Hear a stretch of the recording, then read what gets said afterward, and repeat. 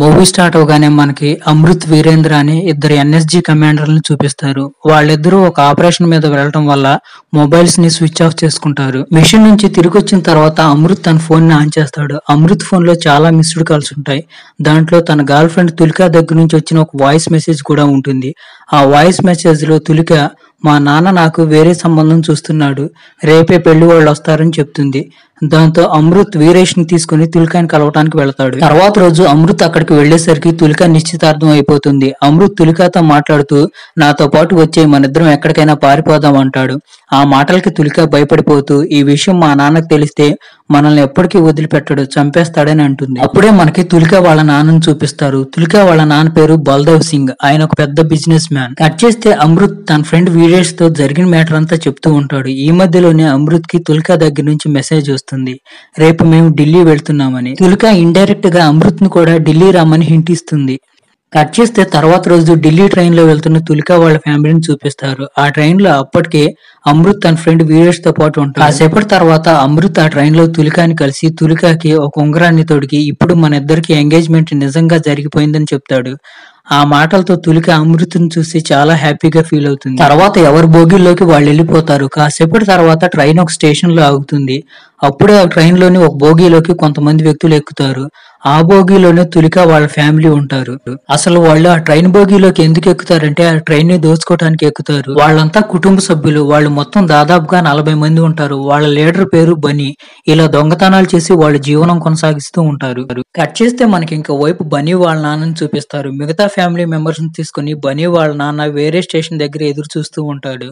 అసలుకి వీళ్ళ ప్లాన్ ఏంటంటే బనీ వాళ్ళు ఆ ట్రైన్ లో ఉన్న ప్యాసింజర్స్ అందరినీ దోచుకొని నెక్స్ట్ స్టేషన్ లో దిగేయాలి. ఇంకోవైపు ట్రైన్ లో బనీ వాళ్ళ ఫ్యామిలీ వాళ్ళు ట్రైన్ మొత్తాన్ని వాళ్ళ కంట్రోల్లోకి తెచ్చుకుంటారు. ఒక్కొక్క ప్యాసింజర్ దగ్గర నుంచి బంగారం, డబ్బులు, ఫోన్లు అన్ని లాగేసుకుంటూ ఉంటారు. అప్పుడే బనీ వాళ్ళ ఫ్యామిలీలో ఒక మెంబర్ వచ్చి ట్రైన్ బోగిలో రెండో వైపు షటర్ ను లాగేస్తాడు.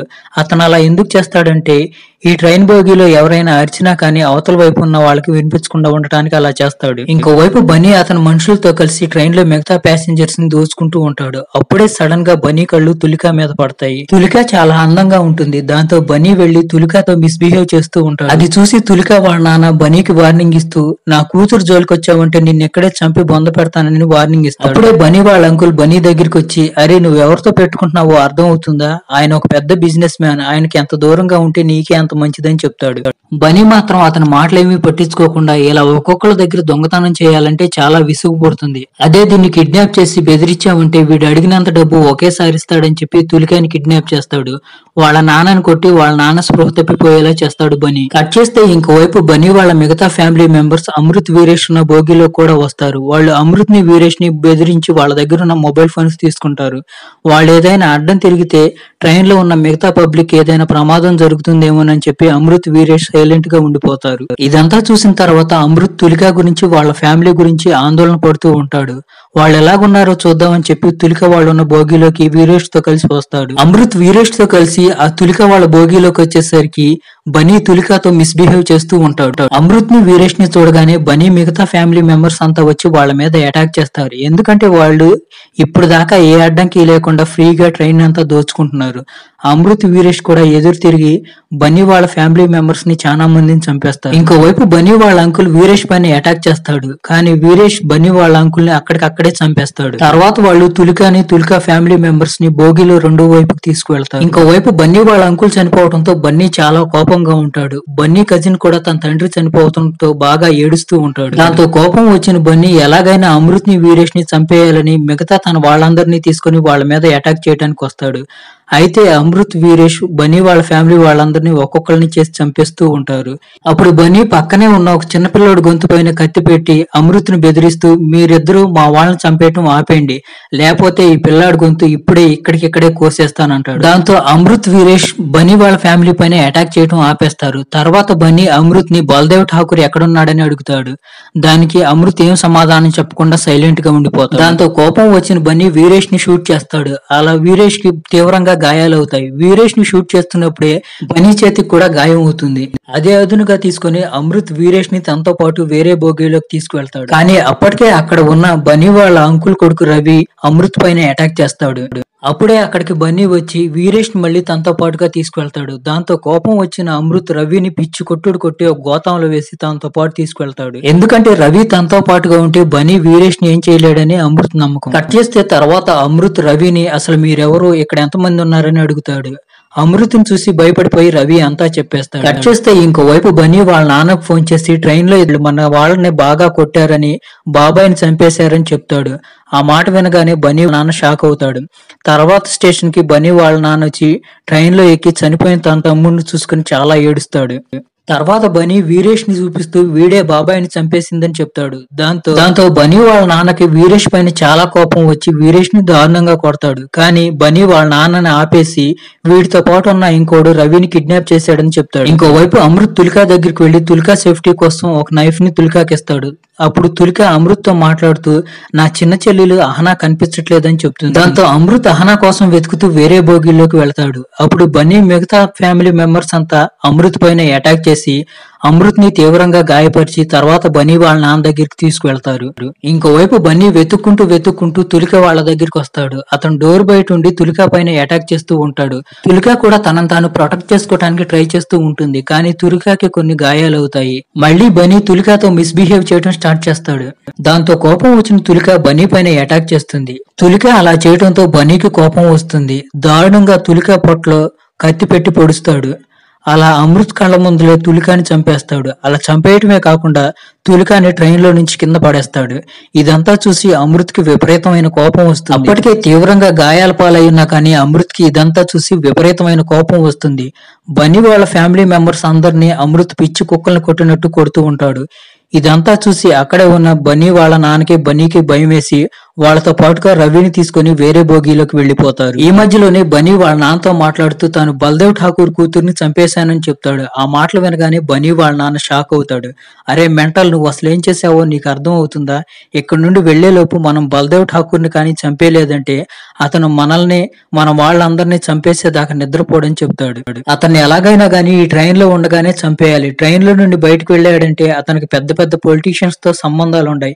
ఈజీగా మనందరినీ మొట్టు పెట్టేస్తాడు. కాబట్టి బల్దేవ్ ని అతని ఫ్యామిలీ మొత్తాన్ని ట్రైన్ లో ఉండగానే చంపేయాలని చెప్పి ప్లాన్ వేస్తారు. అప్పుడు బన్నీ వాళ్ళ నాన్నతో మనం బల్దేవ్ సింగ్ ఠాకూర్ ని చంపేస్తే ఏమొస్తుంది, అతన్ని చంపొద్దు, అతన్ని కిడ్నాప్ చేద్దాం, బాగా బెదిరించి డబ్బులు దండుకుందాం, కోట్లు సంపాదించవచ్చు, తర్వాత అతన్ని చంపేద్దాం అంటాడు. ఆ ప్లాన్ బన్నీ వాళ్ళ నాన్న కూడా నచ్చడంతో బన్నీ వాళ్ళ నాన్న ఓకే అంటాడు. తర్వాత బన్నీ తన వాళ్ళందరినీ తీసుకుని ఒక బోగీలోకి వెళ్లి అక్కడున్న ప్యాసింజర్స్ అందరినీ తన కంట్రోల్లోకి తెచ్చుకుంటాడు. ఆ ప్యాసింజర్లతో పాటు ఒక చిన్నపిల్ల కూడా ఉంటుంది. ఆమె బల్దేవ్ సింగ్ కూతురని బన్నీ వాళ్ళకి తెలియదు. ఇంకోవైపు అమృత్ తన దగ్గరికి వచ్చిన బన్నీ మనుషులందరినీ నిర్దాక్షిణ్యంగా నరికి చంపుతూ ఉంటాడు.